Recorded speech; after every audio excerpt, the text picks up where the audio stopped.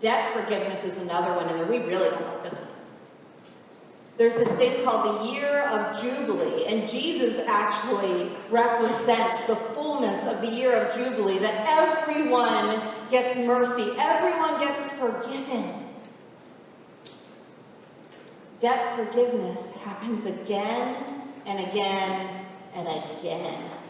And we have this prodigal son story. He goes and he spends everything, his inheritance. His brother didn't. He paid his stuff. He had it all lined up. He had his savings, his retirement. He was ready to go. And this other guy goes and spends it all and comes back, and the father says, "That's okay, I'll give you more." And what happens? The brother gets really angry. "That's not fair. I did the right thing. Why should they have their debt forgiven?"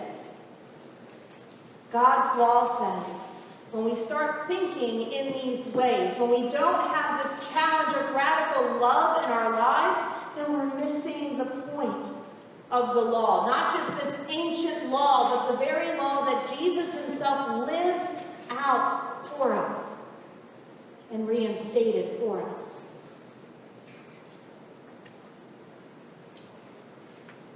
Have you ever been challenged by any of these laws? I know I am challenged by these laws. Let's go to our next slide. What does this mean for us when we're in times where we feel like God is silent? It means God has already spoken. God has given us these radical laws that mean we have to love. And it's honestly a challenge in everything we do, especially when we're dealing with people that drive us crazy.